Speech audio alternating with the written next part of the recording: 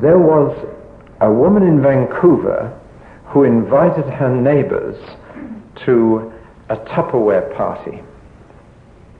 And about 8 or 10 of them came. And she put out all the containers. There were a couple of neighbors who came who weren't interested at all.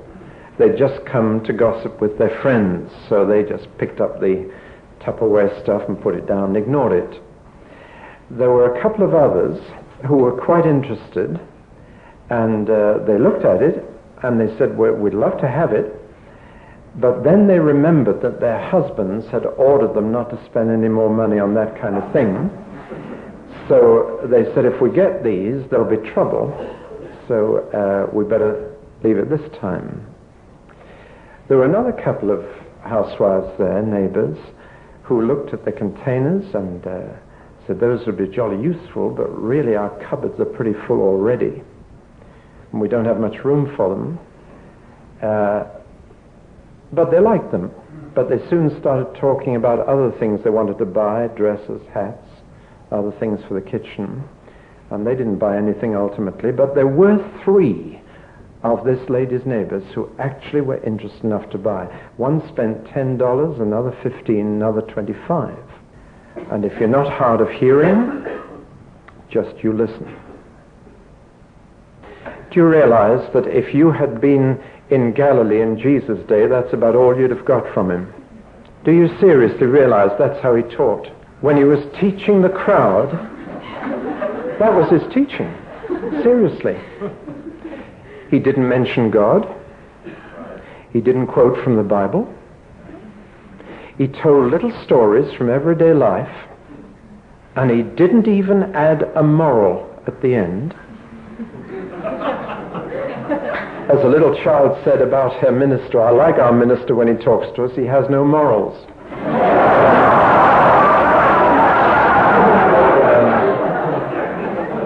But Jesus didn't mention God, and he didn't quote the scriptures, and he had no morals. He just told a little everyday event and said, if you're not hard of hearing, then listen. And that's all they got. And it was his disciples who later said, hey, tell us, what was all that about? We don't get it. Explain it to us. But he spoke nothing but parables to the crowds. Nothing but those little stories. That's all he did. Now, I'm preaching tonight on a chapter I've never preached on before. But it's a group of parables about the kingdom, and I believe somewhere in it, God has a very direct message for the West Coast Fellowship. Somewhere in it. But since it's parables, you might miss it. And there's a sense in which everything depends on the hearer when you're telling parables. And some will go away with more than they came with, and some will actually go away with less. Parables do that to you. They either add to your understanding or they take away from it. They're kind of very two-edged. And Jesus said that about his parables. So I think I'd better read the chapter to you, having given you a little bit of a shock. Did you think that was all I would say, Barney? You know me better than that, don't you? You're going to get a little longer than that tonight. But I wanted to start there because you need to realize how Jesus taught. I've seen people trying to teach the crowd out in the street, and all they do is throw the book at them and make a string of statements about God and point out the moral very, very strongly and think they've got the art of speaking to the public. They should go back and study Jesus again. He never did people's thinking for them. That's an important point. He didn't spoon-feed them. He told them something and left them to find out what it was all about. And many of them couldn't even be bothered to ask what it meant. He might be preaching to hundreds, and then only 12 men would come and say, what was all that about? Explain it to us, please. Which he then did, because he was waiting for that eagerness to have more. Well, now, it's Matthew chapter 13. And the first parable he told is almost identical to the Tupperware party. It's as ordinary as that, and there is no mention of God, there is no mention of the Bible, there's no mention of heaven, there is no moral. He just describes something that could have happened any day, any time, anywhere. That same day, Jesus went out of the house and sat by the lake. Such large crowds gathered around him that he got into a boat and sat in it, while the people stood on the shore. Then he told them many things in parables, saying, a farmer went out to sow his seed, and as he was scattering the seed, some fell along the path, and the birds came and ate it up. Some fell on rocky places where it did not have much soil. It sprang up quickly because the soil was shallow. But when the sun came up, the plants were scorched, and they withered because they had no root. Other seed fell among thorns, which grew up and choked the plants. Still other seed fell on good soil, where it produced a crop, 100 or 60 or 30 times what was sown. He who has ears, let him hear. See what I mean?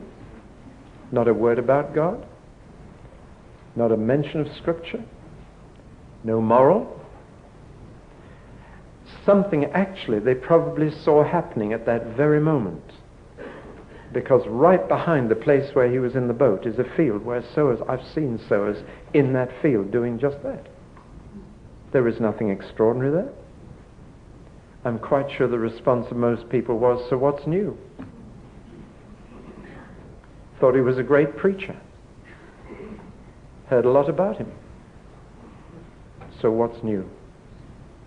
The disciples came to him and asked, why do you speak to the people in parables?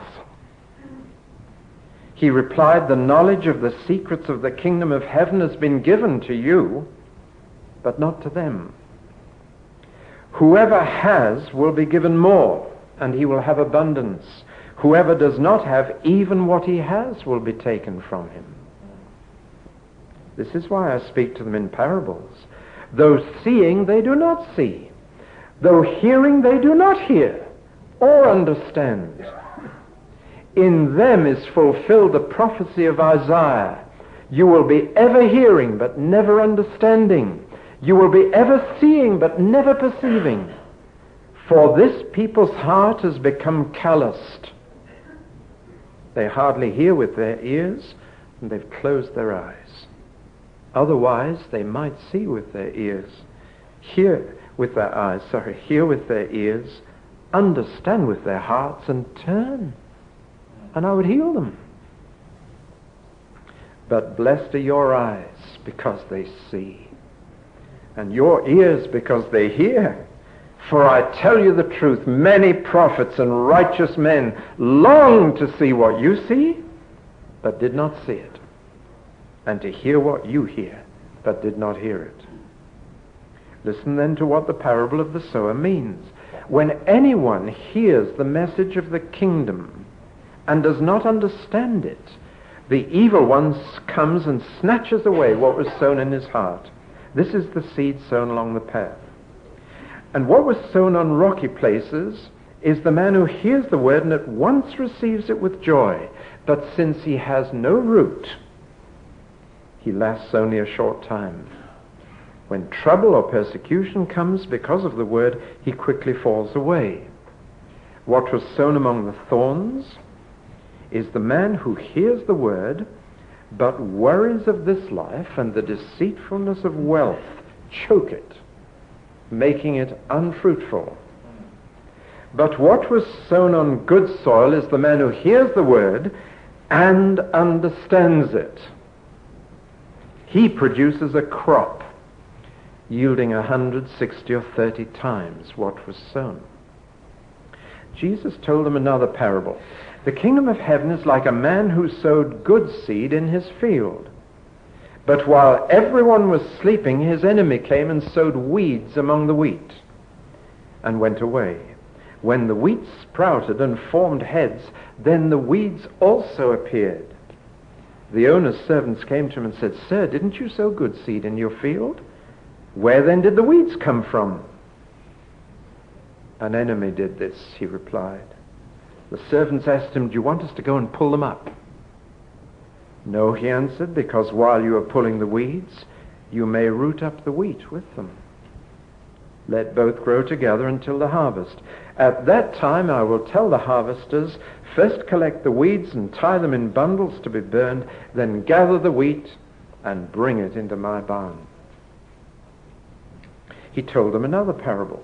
"The kingdom of heaven is like a mustard seed which a man took and planted in his field. Though it is the smallest of all your seeds, yet when it grows, it is the largest of the garden plants and becomes a tree, so that the birds of the air come and perch on its branches." He told them still another parable. "The kingdom of heaven is like yeast that a woman took and mixed into a large amount of flour until it worked all through the dough." Jesus spoke all these things to the crowd in parables. He did not say anything to them without using a parable. So was fulfilled what was spoken through the prophet, "I will open my mouth in parables. I will utter things hidden since the creation of the world." Then he left the crowd and went into the house. His disciples came to him and said, "Explain to us the parable of the weeds in the field." He answered, "The one who sowed the good seed is the Son of Man. The field is the world, and the good seed stands for the sons of the kingdom. The weeds are the sons of the evil one, and the enemy who sows them is the devil. The harvest is the end of the age, and the harvesters are angels. As the weeds are pulled up and burned in the fire, so it will be at the end of the age. The Son of Man will send out his angels, and they will weed out of his kingdom everything that causes sin and all who do evil. They will throw them into the fiery furnace, where there will be weeping and gnashing of teeth. Then the righteous will shine like the sun in the kingdom of their Father. He who has ears, let him hear." The kingdom of heaven is like treasure hidden in a field. When a man found it, he hid it again, and then in his joy went and sold all he had and bought the field. Again, the kingdom of heaven is like a merchant looking for fine pearls. When he found one of great value, he went away and sold everything he had and bought it. Once again, the kingdom of heaven is like a net that was let down into the lake and caught all kinds of fish. When it was full, the fishermen pulled it up on the shore. Then they sat down and collected the good fish in baskets, but threw the bad away. This is how it will be at the end of the age.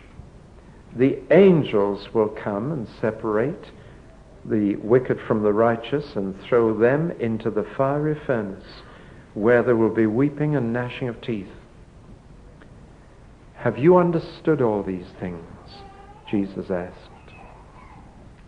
Yes, they replied. And he said to them, therefore every teacher of the law who has been instructed about the kingdom of heaven is like the owner of a house who brings out of his storeroom new treasures as well as old. I hope by the time we finish, I could say to you, do you understand all these things? And you could say, yes. Then I could tell you, you'll be among those who can bring treasures new and old together. Father, I just pray now for the aid of your Holy Spirit, not just for me, but for everybody listening.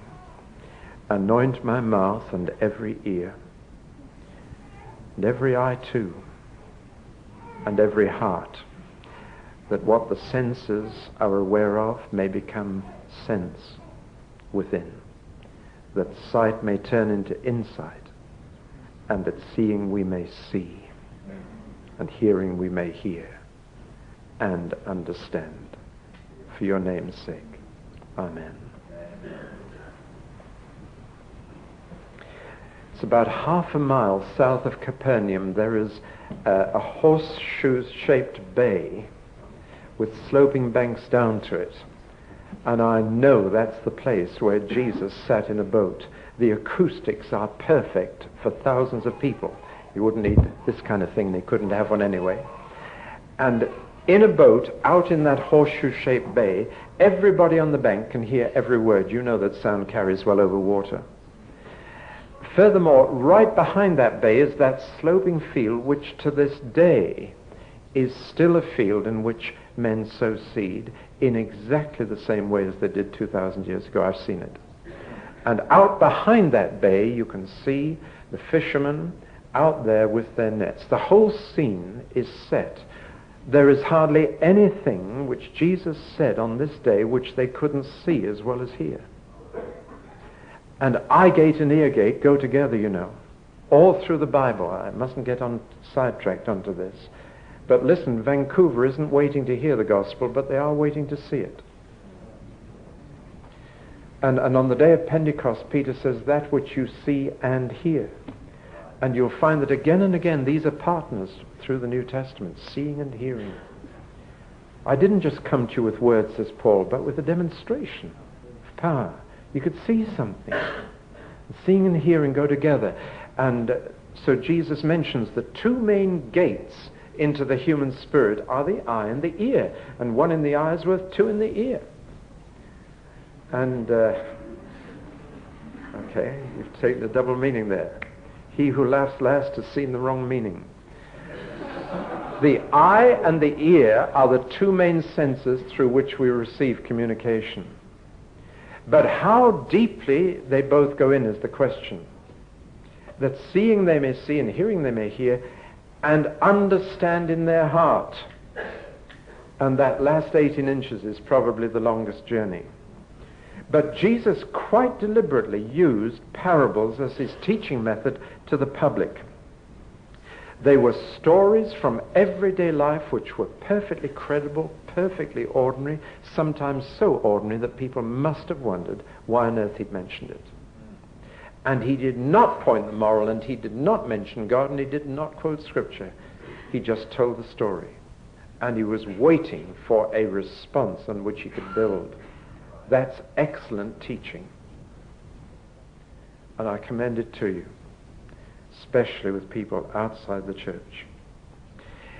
Yet these very ordinary earthly stories were about the kingdom of heaven. I find that astonishing.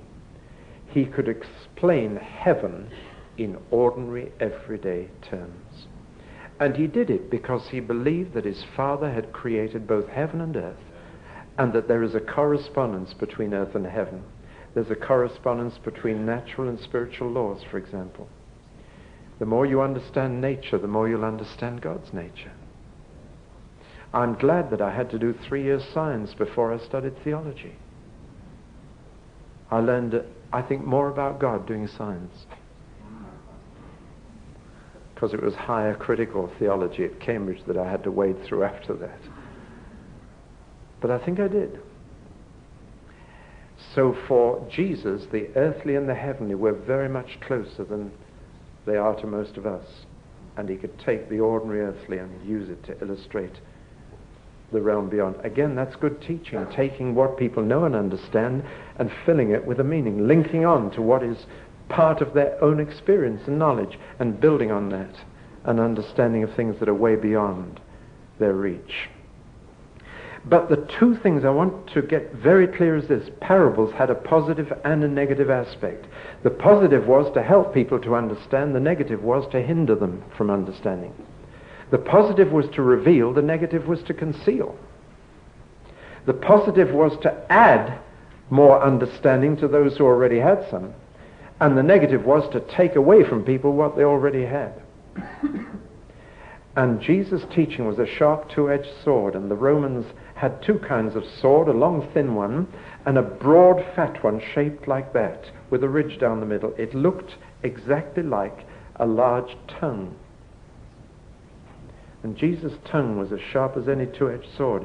You used the long thin one when you fought with one man, but the broad fat one you used when you were dealing with a crowd. You slashed it from side to side, and it was a heavy, sharp thing, and everybody got out of your way. And when Jesus spoke in parables, he was using the broadsword, the sharp two-edged sword of his tongue, to slash through the crowd. Some of his parables are really terrible weapons. They cut people if they understood. So it's this double edge to the parables that we must realize. They're not just sermon illustrations or children's addresses, or they're not just to bring light in, they're to bring darkness into some. They divide whoever listens to them into two parts. Those who go away with no interest, even the interest they came with, and those who are so fascinated that they want to know more. It's a bit like doing a crossword. I'm not a crossword fan, except a very easy one. I don't know if you are, but I've sometimes got interested in a crossword. And I've started doing it. And I've got about 3 clues and fill them in. And then I am stuck. And I read these clues and I think, well, what on earth is that about? I don't have that kind of a mind. And I give up. So what happens? I lose even the interest I brought to it. It's gone dead on me. Have you had that experience?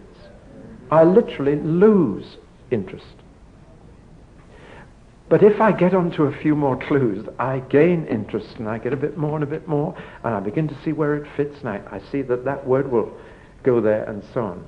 Now that's what happens when you listen to Jesus' teaching, when you listen to anything about the kingdom, but particularly parables of the kingdom.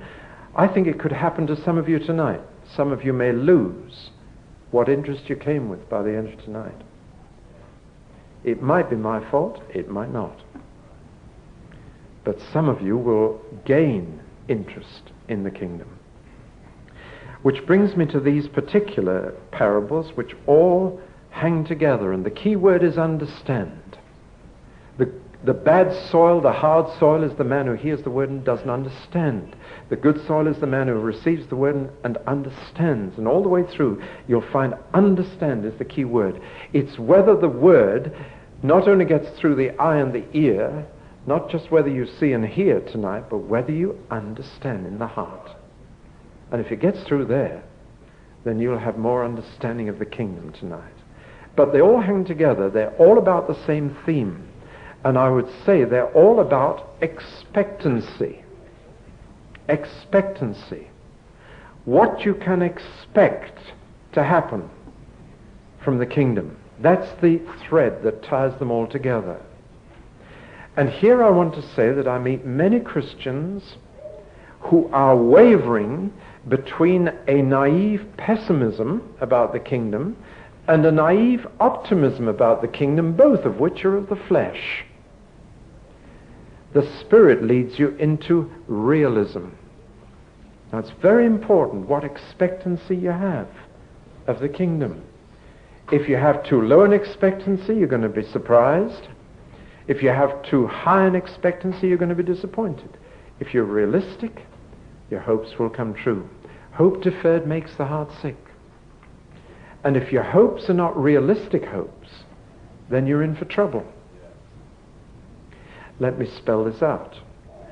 I meet some Christians who are very pessimistic about the future of the church.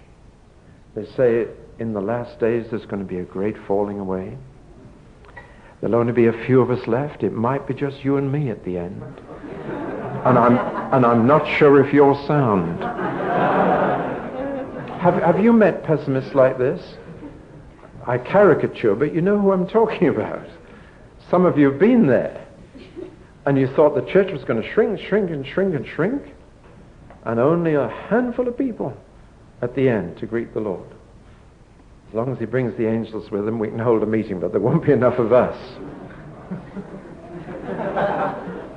Then at the opposite extreme, I meet a naive optimism which has often grown out of a reaction to the naive pessimism I've just mentioned.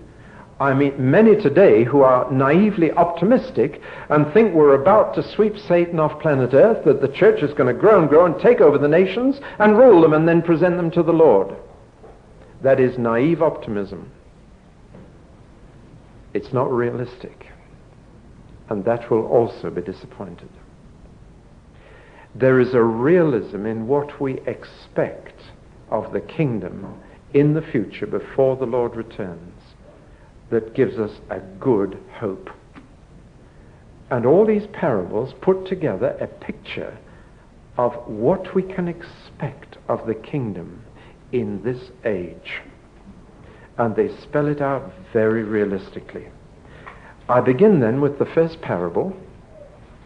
We're in for some time tonight, but if unbelievers can watch the TV tonight for 3 hours, we can take a bit more than 20 minutes, right? Well, now the first parable is the parable of the sower, and you know it backwards. You could recite it. You've preached on it. You've been taught it in Sunday school. You've heard it again and again. I want to give it the title, The Incarnation of the Kingdom. That's the first insight we're going to get, the incarnation of the kingdom. The question is, how can the kingdom of heaven be re-established on earth? The answer is always by incarnation.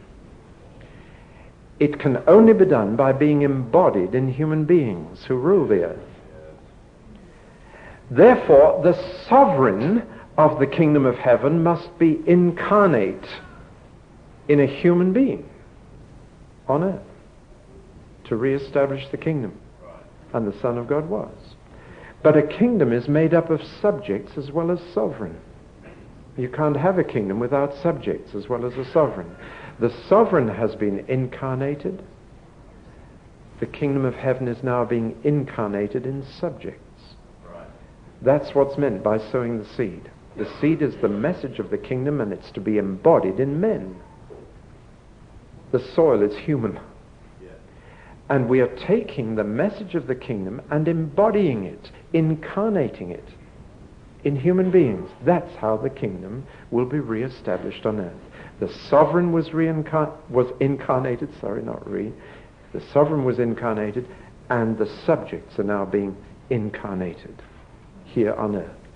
Something of heaven is being put into human beings here and now. That's the basic message of this. God nearly always does what he wants to do by words. He created the whole universe with words. He recreates through words.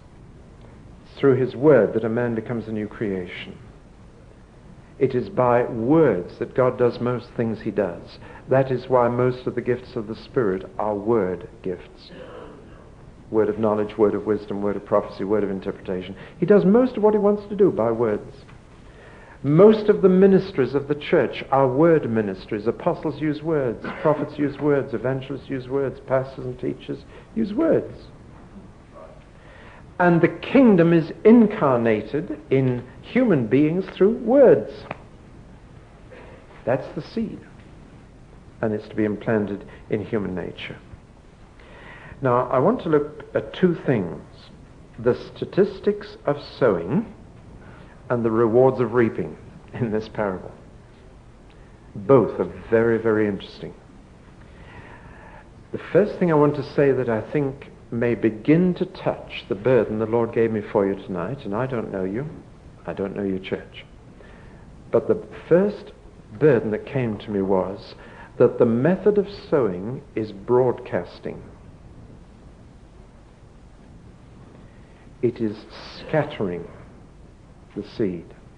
Now, you'd have to watch a farmer in the Middle East to understand this. They don't have fields like I've seen as I drove down to the States and back this afternoon. They're lovely big fields, flat, nice soil, plough it up, drill it. Do you say drill it here? What do you use? Drill? Seed drill. Get nice rows. You couldn't do that. That field behind that bay where Jesus sat in the boat and taught is a field you couldn't plough. It's covered with hard basalt rocks and stones which would wreck a plough. It's the hardest stone almost around.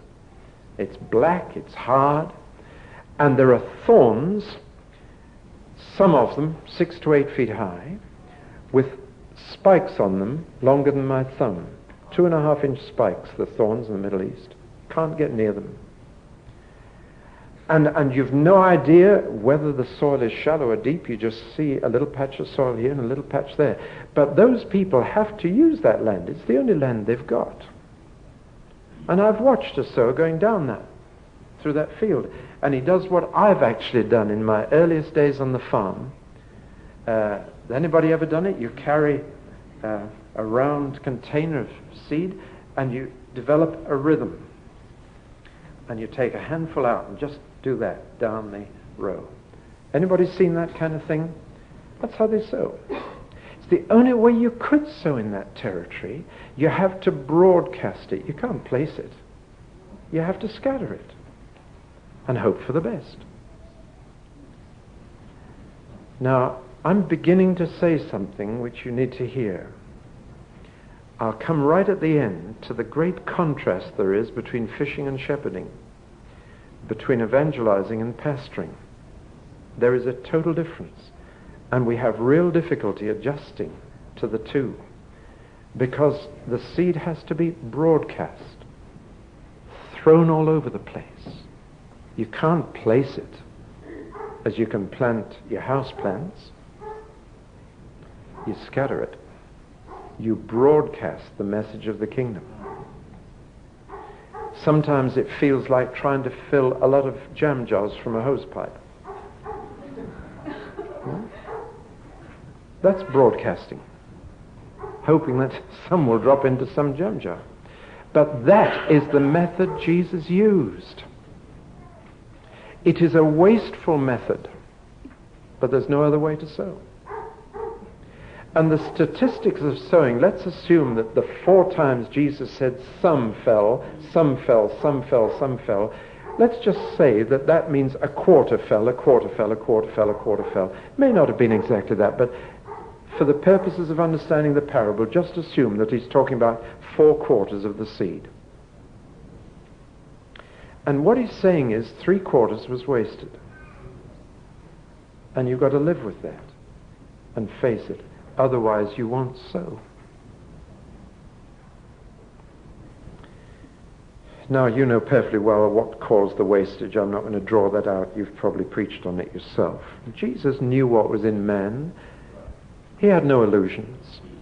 He knew there were some so hard, maybe gospel hardened, or they'd heard preachers so often, or they'd had such tough experiences in life that had hardened them off. So many people had trampled over them that they just weren't receptive to any good news. You met people like this? He knew some were hard. And he knew that they'd no sooner heard than what had been said would be forgotten within minutes.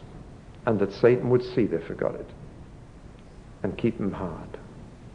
He knew there were people like that. No penetration of the word. It just went. I saw a secretary in London. She had 2 new earrings. One said in and the other said out. and that's exactly what he was talking about. You see? Now, he also knew there was a second group of human beings who are too shallow. They'll get very emotional. They'll receive the news with joy, have a good old sing and dance about it, and it doesn't lead to anything. Especially when the way gets a bit tough and trouble begins. And some people, I'm afraid, made Christian professions and nobody told them that that's the beginning of trouble. I couldn't tell you that when I came to Christ my troubles were over. They began when I came to Jesus. And they got much worse when I got filled with the Spirit. Somebody said, I was asked by a minister, what's the infallible sign of being filled with the Spirit? How do you know? I said, I can tell you trouble. If you've not got into further trouble, I question whether you've been filled with the Spirit. I have a sound scriptural basis for that, because the most frequently mentioned sign of being filled with the Spirit in Acts is not tongues, but boldness. And the boldness always got them into trouble. So there are those who, as soon as they realize that getting to know Christ gets you into trouble and being filled with the Spirit gets you into more trouble, they're off. They like the choruses and the singing. They heard the word with joy, but very shallow. Got no deeper than their feelings. And then there's this third group, whose lives are already too full of other things, who think of the kingdom as a nice optional extra, you know. I've got the job I want, I've got a nice house that I've paid the mortgage off, I've got a nice car, it'd be lovely to have a nice church to go to on Sunday as well. Do you know what I mean? As if Jesus just is the icing on the cake, as if a bit of good religion would just complete it all. But their lives are already too full. And it's interesting that Jesus said they're too full of wealth and worry. Those two go together. The more you have, the more you're worried about how to keep it. And you start reading the stock exchange more than your Bible. And Jesus knew there were people like that. And he said, it's all wasted on those three groups. 3/4 of the seed is wasted. It's gone. Actually, many evangelists would not say that. They would say that only 1/4 was wasted. Because in fact 3/4 made a decision. 3/4 made a response. 3/4 received the word. And those are the evangelistic statistics we usually give, right? But Jesus said, I count those who get through to producing fruit. The others are all wasted. Because the whole point of sowing was to get some more grain. So in fact, 3/4 was wasted. That's how you should count. Not who starts the Christian life, but who finishes it. Because it's not the faith you start with that saves you, it's the faith that you finish with. According to my reading of the New Testament. It's not those who make a great response in an evangelistic crusade, it's those who 12 months later are producing fruit, whom you can say was worth it. But the point is that the sower went on sowing though he knew that 3/4 of what he was throwing out was wasted and would produce nothing. Now that's important to notice, because that's evangelism. And the farmer was a realist. He was neither a pessimist nor an optimist. A pessimist would have said 3/4 wasted. An optimist would have said 3/4 grew. A realist says 1/4 will produce fruit. But now look at the rewards of reaping. Just do a little mathematics. I've tried to do a bit. I think I've got it right. 25% of what he sowed produced an average increase of 60. Just over 60. 30, 60 or 100. So the average was somewhere around 60. And if that is so, 100 seeds got into good ground and produced 1,500 result. In other words, each seed that got into good ground produced 15 seeds. Do you follow me in that? 25% produced an average of 60% increase. So in fact, he was getting back 15 times what he put in, even though 3/4 was wasted. Now, I'm saying something about evangelism here. I've heard mass evangelism criticized because many don't last. True. But the word is to be broadcast. And from those where the word does get in, you'll get the return that the farmer was looking for. Now, this is profound in its implications. Because shepherds find it difficult to cope with wastage. Evangelists don't. It's the difference of gifting. And it's very hard for them to understand each other. How can you preach and get all those decisions and then see 3/4 of them go to nothing? The shepherd can't bear that. But the evangelist can, because he's a sower. Begin to hear me on this. Because in Australia, I found some very good fishing churches who were bad at shepherding, and some very good shepherded churches who were bad at fishing. And there's a burden beginning to come through here that I think the Lord may be wanting to share with you. As somebody said to me, an evangelist, he said, I'd rather lose 80% of 1,000 people than 80% of 100 people. That sounded a bit Irish to me. But what he was saying positively was, I'd rather catch 20% of 1,000 than 20% of 100. Do you follow me in that? I thought that was pretty logical. He'd understood the parable of the sower. I'll go after as many as I can reach, even if I only keep a few. Because the few from a large crowd will be more than the few from a small crowd. Broadcasting. The method of incarnating the kingdom is to broadcast the seed of the word of the kingdom. To get it out as far and wide as possible, forgetting the wastage and doing it for the sake of the one that produces 30, 60, and 100. A missionary in Ethiopia, before the Italians invaded it in the 1930s and turned it into Abyssinia, that missionary labored far and wide, scattered the word wherever they could, but the only convert that missionary had was a blind beggar. One. Then the Italians came and pushed out all the missionaries. They had to flee. And some of you may be old enough to remember the atrocities of gassing and so on that went on. Terrible time. For years, the missionaries were kept out. When that missionary went back, that blind beggar had a church of 3,000 converts. You know? And the missionary realized that broadcasting it as I think it was a lady, as broadcasting the word as she had done, it only got into one. But look what the one produced, which made the whole operation worthwhile. I hope you're feeling a word of encouragement coming through here. It's not a word of criticism, it's a word of encouragement. The pessimist says so much waste. The optimist says, look how many responded immediately.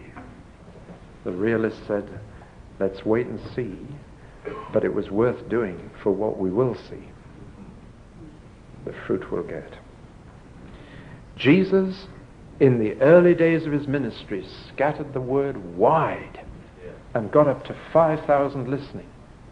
And he got 12. In fact, he only got 11 out of that crowd who said, explain the parables to us, we want to go further.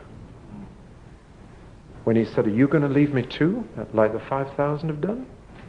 I mean, Jesus preached one sermon and lost 5,000 people. He did. One sermon did it. They said, no, this is too much for us. Off they went. And he said, are you going too? Peter said, no. You're talking about what we want to know.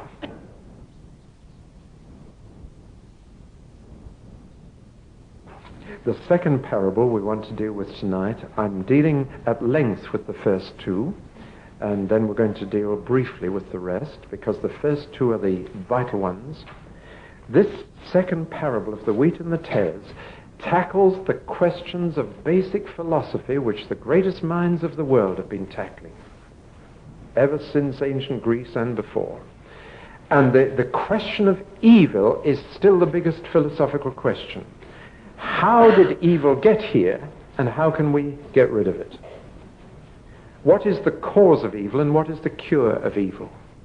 How was it introduced? How can it be eradicated? This is the question which every major philosophy has tried to think through. And Jesus gave the total answer in a very ordinary little story about 6 sentences long. And they won't accept his answer. Or as a man said to me not long ago, he said, the world's in a hell of a mess. I said, if you're using that word like I'd use it, you're not far off the truth. Because hell means godless. But he recognized that the world was in a mess. Now the two questions are, how did it get this way, and how can we put it right? How did evil get in here, and how will we get it out? So in this parable, Jesus tells a very ordinary story about one field, 2 sowings, one by the owner and one by an enemy. And in that little story, he's told it all. And what he said, this is not a made-up story. This actually happens in the Middle East. I've known it happen in India. It happens in Southern Ireland. And that is, if you really want to play a dirty trick on a poor farmer, what you do is, after he's sown his wheat, you go and sow darnel. That's a semi-poisonous narcotic weed that looks exactly like wheat for about half its life. And it's only when the ears begin to form that you can tell the difference between darnel and wheat. And I'm afraid it has been used in Ireland, in India, in the Middle East. It's a really dirty trick when a man's livelihood depends on what little grain he's going to get to do that, because he cannot use that as food. It's dangerous to use. It has wrecked his little crop. So it goes on. So Jesus wasn't making it up. He was just saying, once happened, once upon a time. They all said, yeah, that's happened. So what's new? And the disciples said, tell us the meaning. And the meaning was, I am explaining to you the introduction of evil and the eradication of evil. The two basic things everybody wants to know. You notice that Jesus says evil is not an evolutionary hangover, nor is it due to the economic system we live under, nor is it because we live on an overcrowded planet. These are quite irrelevant factors. They're not messing up the world. And therefore, to get us under another economic system, or to get us a bit further down the evolutionary road of progress, will not get us anywhere. Why don't we listen to Jesus? The only one who's told us the truth about it. He says three things about evil. Number one, evil is alien to this world. It doesn't belong here. That's a profound philosophical statement, but I can't stop to spell it out. Evil was introduced to this world. It didn't belong here. It's not part of creation. The owner sowed wheat in his field. That's all. Therefore, let no one say that God is responsible for introducing evil to this world. It's a libel on the Creator. Evil is alien. It's unnatural. It was not here to begin with. The only thing you can blame God for was making a world that was vulnerable to it. But I don't think you can say that's blame. Just as if you have your garden and you plant things in the garden and someone else comes and wrecks it, and you call the police and the police come and say, well, it was your fault for having a garden. It was your fault for making it nice. If you'd left as it was before you built the house, nobody would have bothered with it. It's your fault. You see how crazy this argument is? But men use it of God. The second thing about evil is that it's personal. It is not a thing, not an it, but a he. And until you understand that you can't talk of evil as a thing, you won't understand the problem. Evil does not exist apart from personal will. It's not a thing you can package up and introduce somewhere. You've got to incarnate it. Evil is personal. The Lord's Prayer we always say wrong. I guess you probably don't say it much. I think we should say it more. It's a prayer that keeps you right in your own praying. But the end of it has always been translated wrongly in English Bibles. Jesus said, lead us not into temptation, but deliver us from the evil one.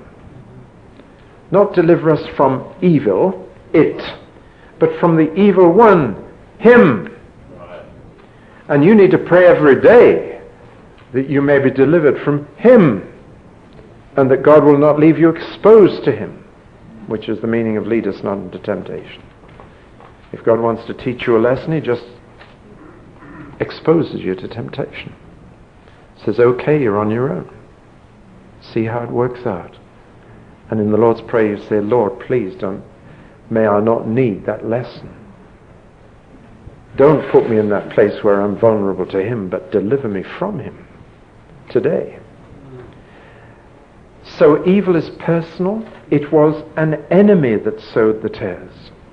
there is a personal enemy of the owner of the universe who is responsible for the mess we're in. Oh, it says so much. You could almost preach a whole sermon on the devil from this one parable. It's, for Jesus, the devil is a fundamental belief. You could hardly be a follower of Jesus and not believe in a personal devil. The devil is an invader who can actually treat this world as if it's his. He can go sowing as if he owned the place. We know we are of God and the whole world lies in the grip of the evil one. He treats it as if he owns it. The devil is motivated by malice and hatred toward the owner of the field. That's why he did it. The reason the devil destroys us is because he wants to get at God. Not at us. He's using us to get at him. That's his motive. The devil's method is counterfeit, and what he does can deceive people for a time until the fruit appears. The darnel looks like wheat until it begins to fructify at the top. His aim is always destructive, it's never constructive. He's never trying to build something up, he's always trying to break something down and destroy it. He always works where the owner is working. Now that's a very important understanding of Satan. Wherever the owner sows wheat, that's where the devil sows darnel. So if God is working in your church, you better be ready for the devil to work too. Because that's where he'll sow his seed. But another clue, he always works in the dark, whereas the owner sows in the light. He always does it secretly. He doesn't want any publicity for it. Whereas what the Lord does is open and seen. You can see the Lord sowing, but you can't see the devil. I could go on, but this wasn't meant to be a sermon on the devil, so let's push on. The third thing about evil is something I've already mentioned, that evil is not only alien to this world and personal, it is incarnate, and the devil's method of planting his kingdom is exactly the same as heaven's. Hell has to get hold of people and embody. The seeds that are sown are the sons of the devil. They're people.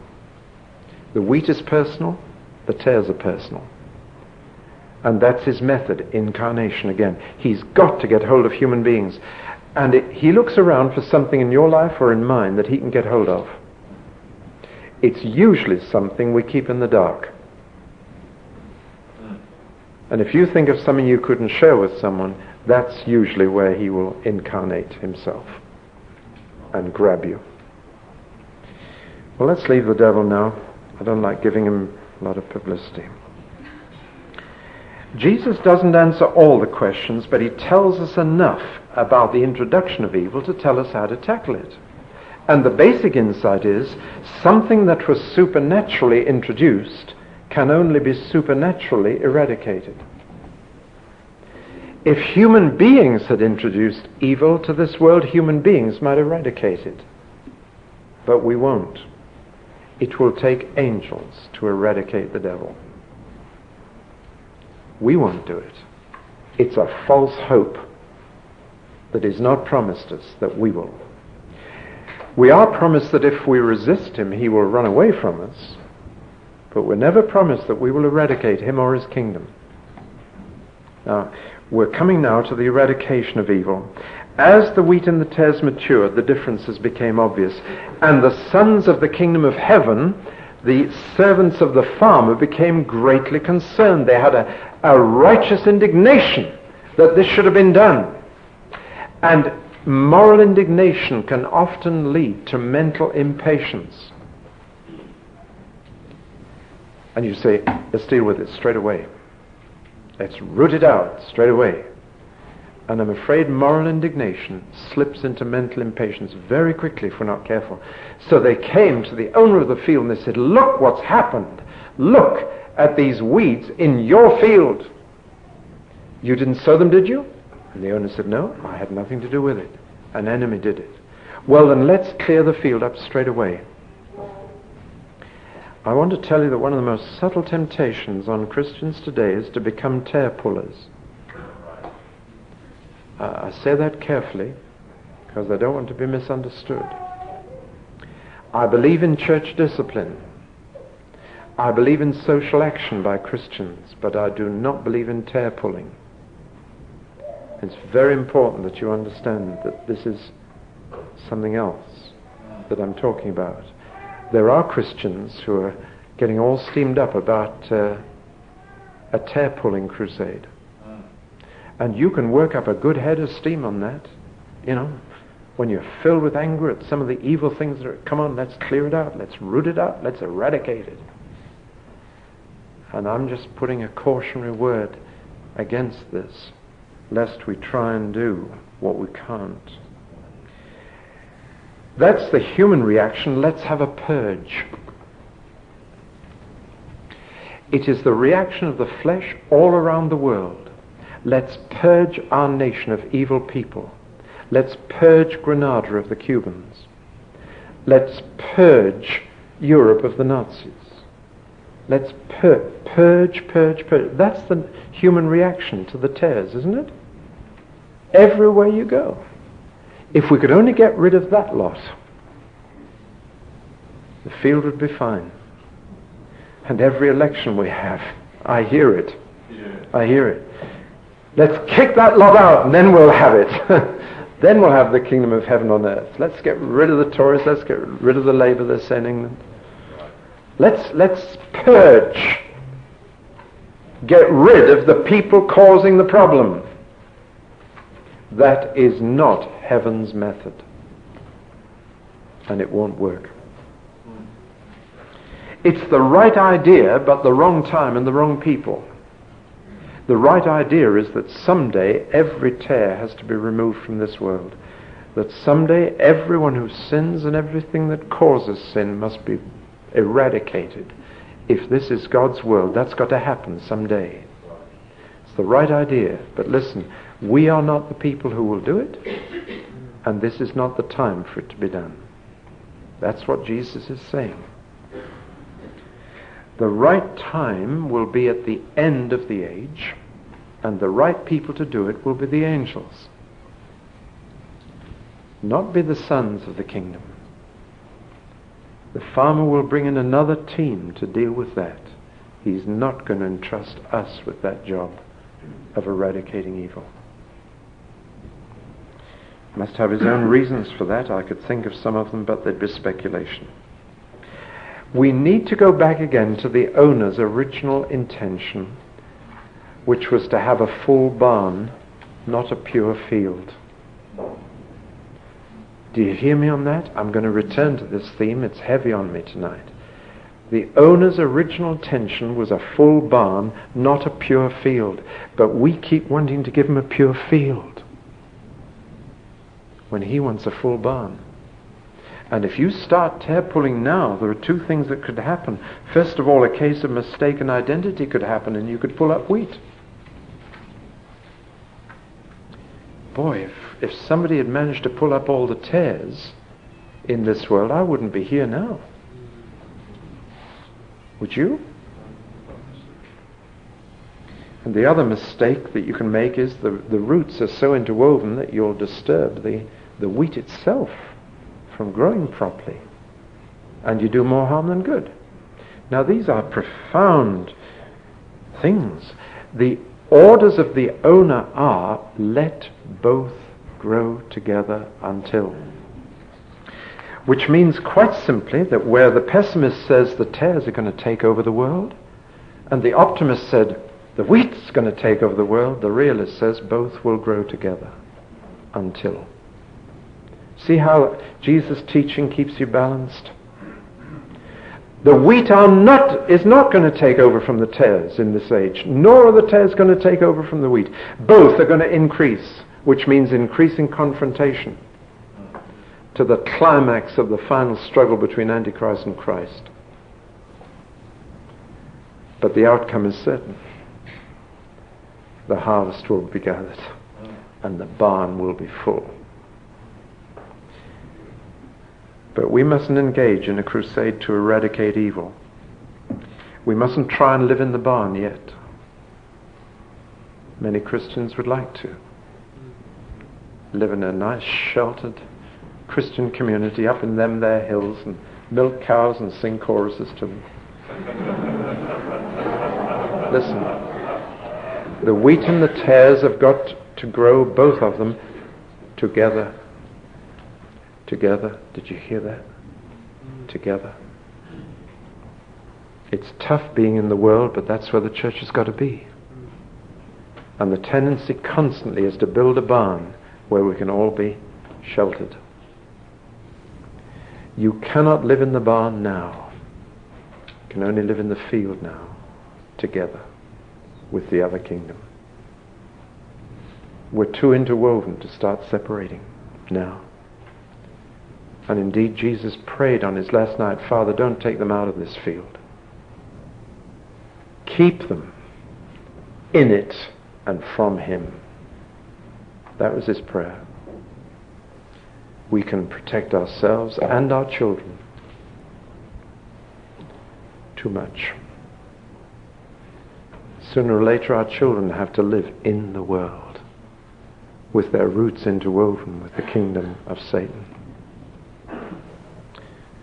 I wouldn't let our children go away to boarding school, partly because they had unhappy memories of boarding school, but one of the reasons was we both wanted them in the world, but in close touch with us so that they could discuss what they were encountering. And I'm happy to say they still share everything with us. And that was what we wanted. So they came home and told us what they'd seen of the tales. And we could talk it over.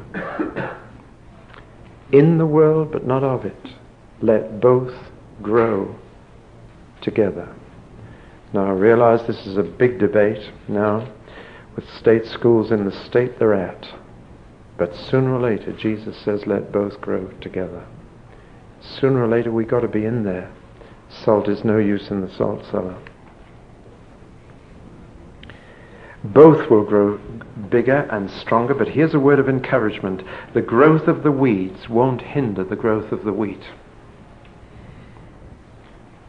Otherwise, we would be told to pull up the weeds. The wheat will grow strong. The integrity of the kingdom would be my title for this parable. Heaven's way is patience, and the owner will do it in his time, in his way, with his agents. But you notice a little phrase in there when Jesus says, now the field is the world, and the field is my kingdom. Did you notice that? The kingdom of Christ is not the church, it's the world. There are things in his kingdom that shouldn't be there, but the world is his kingdom. Canada is his kingdom. Even if you became a republic, you couldn't, because Canada has a king, and always will have. And all authority in heaven and on earth is given to Jesus. He said, the field is the world, and the field is my kingdom. And one day, everything that's wrong in it will be eradicated from my kingdom. Really, we need to see the kingdom as far bigger than the church. The kingdom is the world. And it's already the kingdom of Christ. Though many people don't realize it. But one day they will, when he calls his angels, not us, and says, now take out of my kingdom everyone who doesn't belong there. And everyone who does belong there, bring them into the barn, and the barn is the kingdom of his Father. There's a lovely switch there. The field is the world, which is the kingdom of the Son of Man. The barn is the kingdom of Dad. Mind you, one final thought. Isn't it beautiful that a creator can change tares into wheat? I think that's why he doesn't want to pull them up yet. We might have pulled up some lovely saints. Talked about the incarnation of the kingdom and the integrity of the kingdom. I think that's the right word. It can stand on its own. You don't need to purify the field. It stands in its own integrity. You don't need to clear the world up before the kingdom is strong and growing. The third area that Jesus talked about was what I would call the increase of the kingdom. And he rounds off his public discourse with these two very short parables. And usually when Jesus gave two short parables to the public, he always gave one to the men and the other to the women. Find that interesting. Like the lost sheep and the lost coin. There's one from agricultural life and one from domestic life, usually. And true to form, here he talks about the garden and the mustard seed, and then he goes into the home and talks about the yeast and a woman. He wanted to include all his hearers, get something that everyone could identify with. Again, a study of his teaching is a marvelous study. But every parable so far has included this theme of growth, but the question arises, how much growth can we expect? A little or a lot? What expectancy can we have? Can we expect the kingdom to grow until everybody in the world's in it? No. But can we expect it to grow a little? No. The two parables he tells tell us that we can expect a lot. I'm glad about that. There are differences between the two. The mustard seed tends to emphasize the quantity of growth, whereas the yeast or leaven tends to emphasize the quality. The first is growth in size, the second is growth in influence, and these are two aspects of growth. I'm afraid some people are only interested in growth in numbers, but God wants a threefold growth, actually. Growth in size, maturity, and influence. That's true growth in his kingdom. But the mustard seed, the story for the men out of doors, simply says the kingdom which was tiny will be huge. Like the smallest seed you sow in your garden, and a mustard seed you can only just see with the naked eye, which actually becomes the largest plant in your garden. And is a tree big enough for birds of the air to come and nest in. Incidentally, that phrase birds of the air nesting comes in the Old Testament and is used of Gentiles coming to the King of Israel and nesting in Zion, which is an interesting little reference. But I'm just thrilled to stand here and say that the church is growing faster today than it's grown for 2,000 years. Jesus said, I will build my church. I'm so glad he didn't tell us to. He's doing a very good job. And it's growing faster today. It's huge.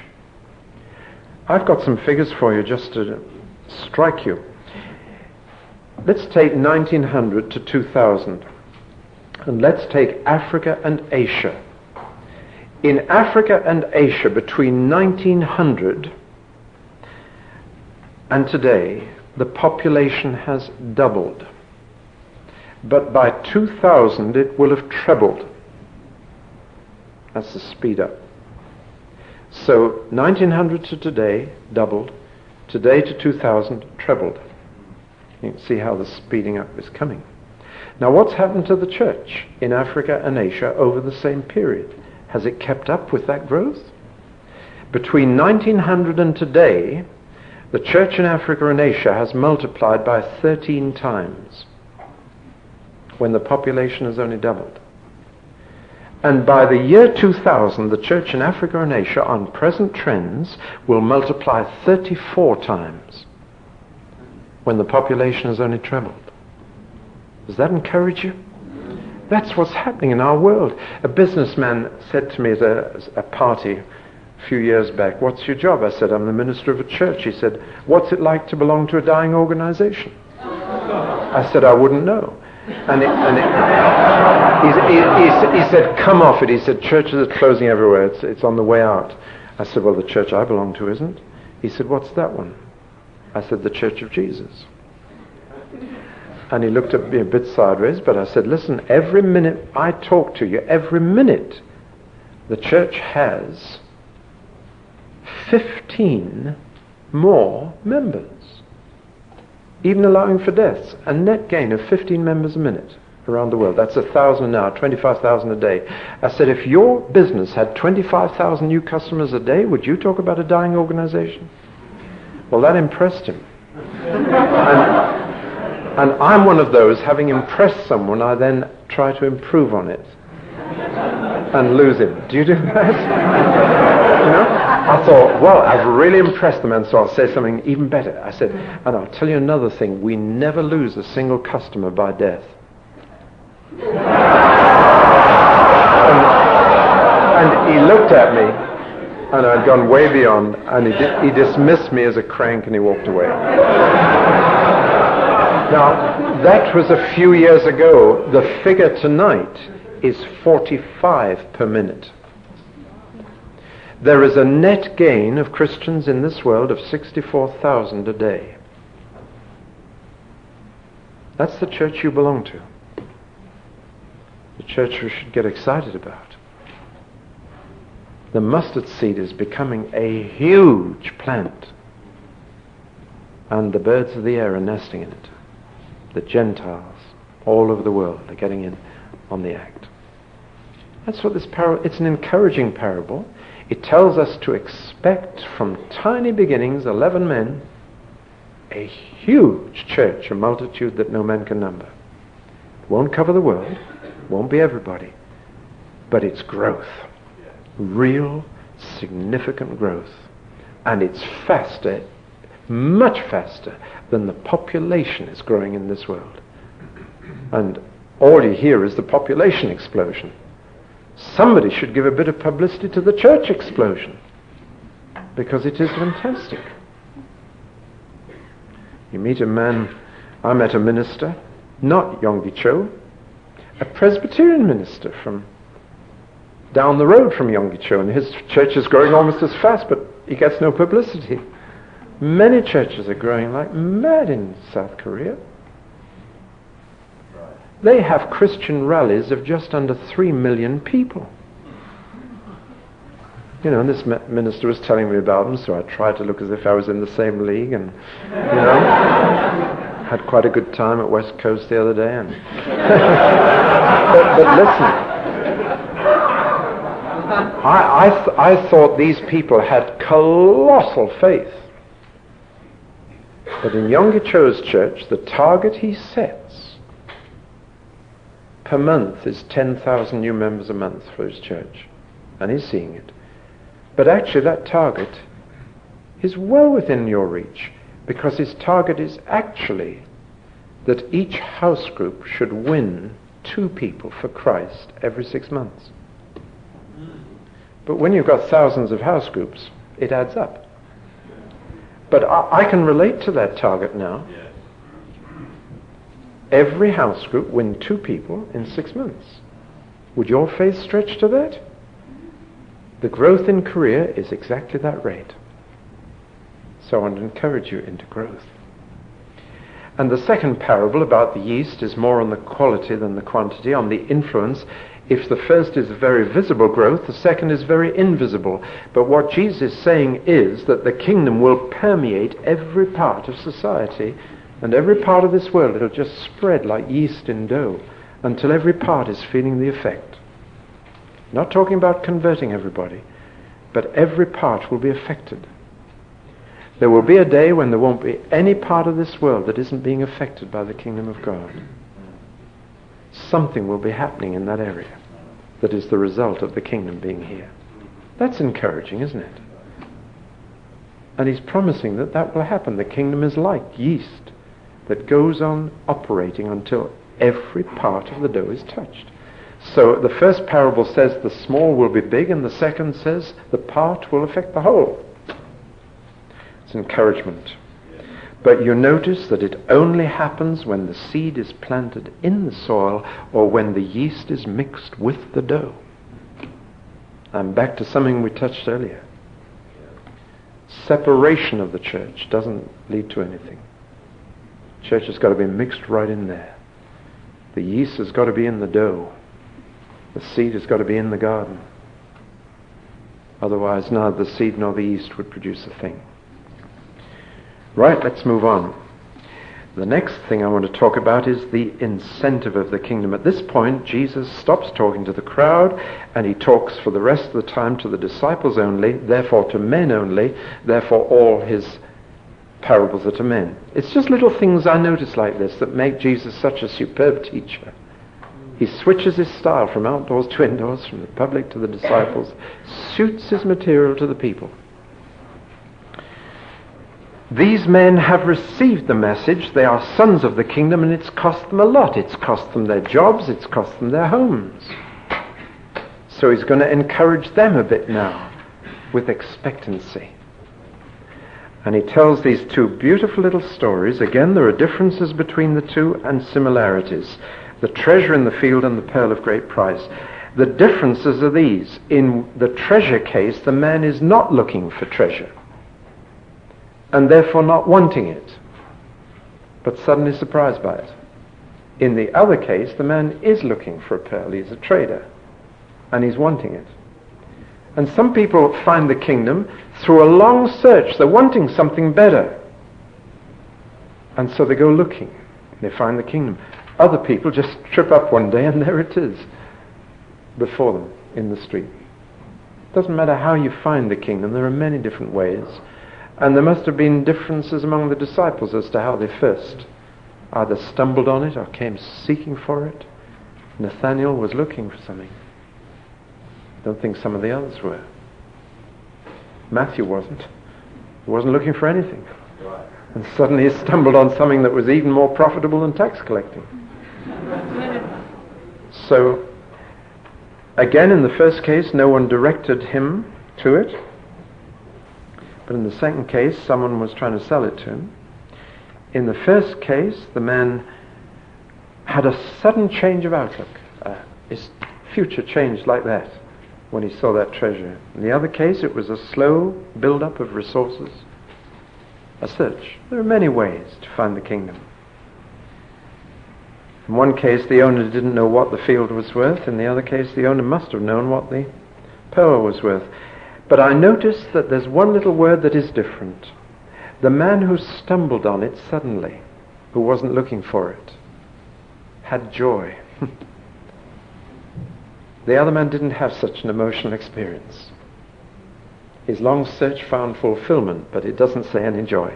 And I've noticed that again with people who come suddenly into the kingdom, almost out of the blue, suddenly find how wonderful it is. There's great surge of joy, and I wish I had been a cannibal or a criminal when I was converted. Have you ever felt like that? Listen, the important thing is not how you found it. The important thing is just twofold. Number one, this is the biggest thing in your life. It's the biggest thing you ever found. It's number one now. It is the central goal, ambition, desire of your life once you've really found the kingdom. You can't tack it on as an extra. You can't say, well, I'll give an hour a Sunday morning to church and I'm in the kingdom. This is it. It's got to be everything. If you've really discovered the kingdom, nothing else matters from that moment. If you've really understood what it's all about, it is now your life. That's the first thing. It's number one. And the second thing is, it's worth making any sacrifice whatever to get that one thing. Everything else pales now. You'd give up anything else for this. Both of these men sold everything they had and didn't feel the loss. The kingdom has a way of taking you over.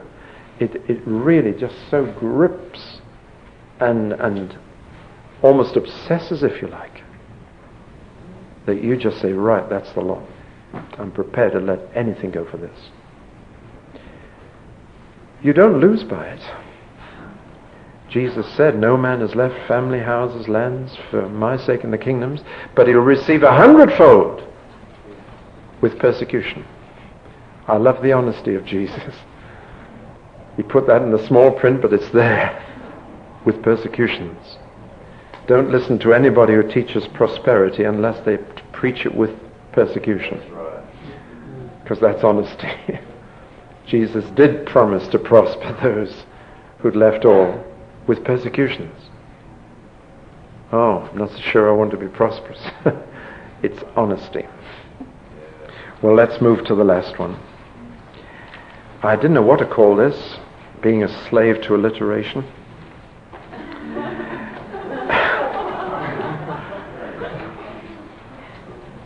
I wrote 2 words down. You can take either of them or reject them both, but get the idea. The first was the indiscrimination of the king, but that's a pretty complex word and people don't use it. So I wrote down second, the inclusiveness of the kingdom. This last parable is the hardest of them all to take, and I've never heard it preached on. Would you put your hands up if you've heard the parable of the dragnet preached on? 1, 2. Yeah. And there it is. How many of you have heard a sermon on the parable of the sower? You see what I mean? How we pick and choose in the Word of God. Now this is a problem one. It's a difficult one. But it's got a message, and I think the heart of my burden for you tonight is going to come out with this one. Go back to Galilee. They never fish with a rod and line. I've been out in the middle of the night with fishermen right in the middle of the Sea of Galilee fishing with them.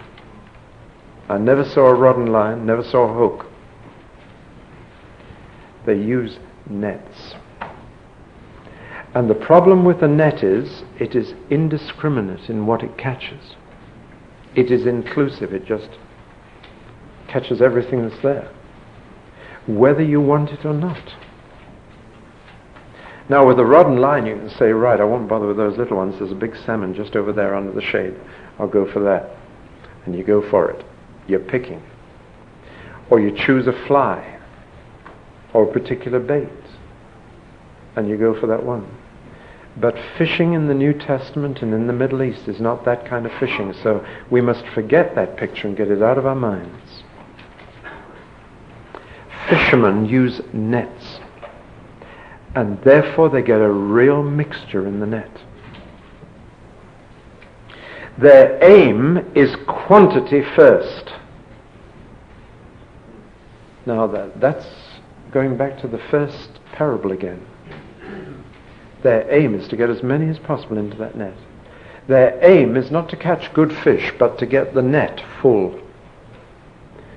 And when the net is full, they take it to the shore and they say, not that one, this one, not that one, this one.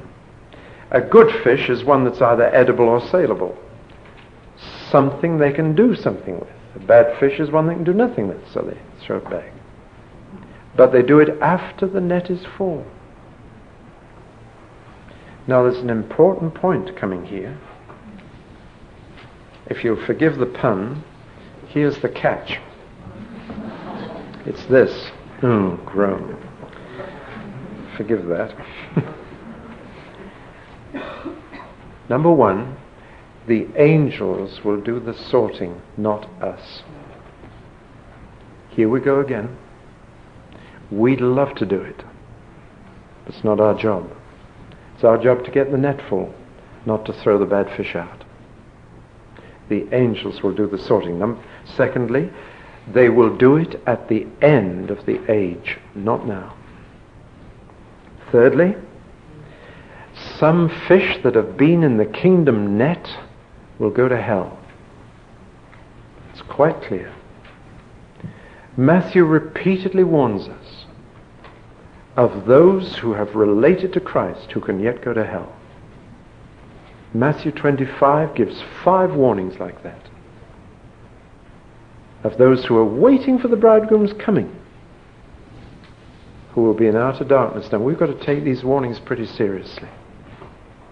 The kingdom net will catch people who are not going to be in heaven. And we must face the full implications of that. It's a big net. It catches all kinds of fish. And we must not do the sorting out.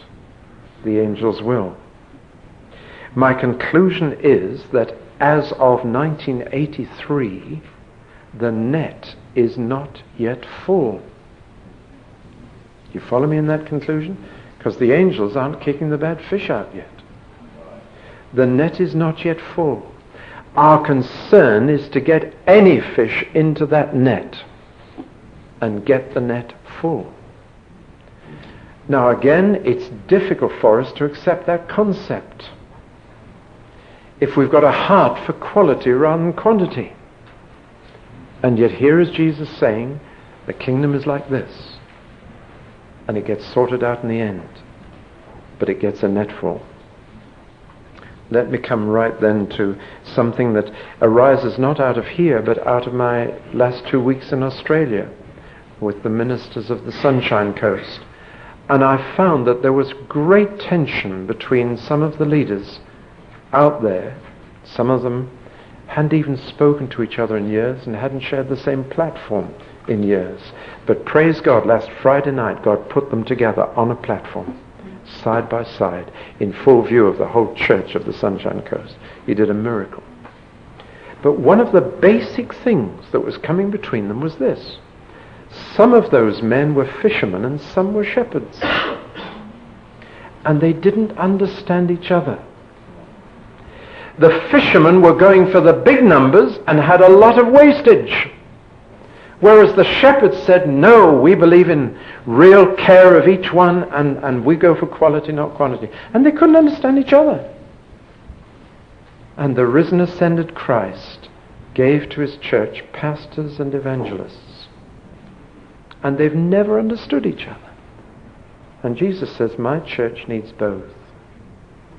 And I want the word to be broadcast wide. And I want the net to be cast wide. And you're just going to have to cope with the bad fish you catch. You're going to have to cope with the wastage and the disappointment. Because it will be worth it for the harvest at the end of the age.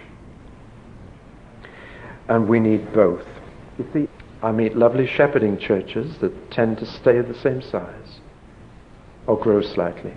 I meet marvelous fishing churches, get huge numbers, can't keep them. And I think the risen Lord Jesus is just saying, couldn't you get it together? Couldn't my church have fishermen and shepherds together? Couldn't they be casting the net wide and caring for those they get? And get it together and have quantity and quality together. Neither saying they're the best because they have the biggest quantity or the best quality, but saying, hey, we need what you've got. You need what we've got. That's my burden. I believe the Lord is sharing that burden of his heart, to have a fishing, shepherding church. Well, I've brought forth from my treasures things new and old. Jesus said, if you're instructed in the law and the kingdom, that's what you'll do. Bring familiar things and fresh things together. What a beautiful balance in Jesus' teaching. In just one chapter, he's spoken of the kingdom as present and future. Get the balance right. It's both. He's spoken of the kingdom of heaven and yet on earth. He's spoken of divine sovereignty and human responsibility. He's got almost every major doctrine in balance in just one chapter. But just before I came, I said, Lord, how do we finish tonight? And he told me to tell you about Peter, whose first call was to be a fisher of men, but who 3 years later was told, feed my lambs. And he had to learn both. Now on the day of Pentecost, he was a great fisherman. He caught 3,000. But when he wrote his letter later, he wrote as a shepherd to other shepherds about the chief shepherd. Peter was one of the very few who managed to get it together in his own leadership. Very few managed to do that. Very few pastors are evangelists. Very few evangelists are pastors. So in most cases, you've got to get a team together. But what he told me to tell you was this, just to quote one verse. After the resurrection, Peter said to the other disciples, I'm going fishing. And the other disciples said, we're coming with you. I thought that was beautiful.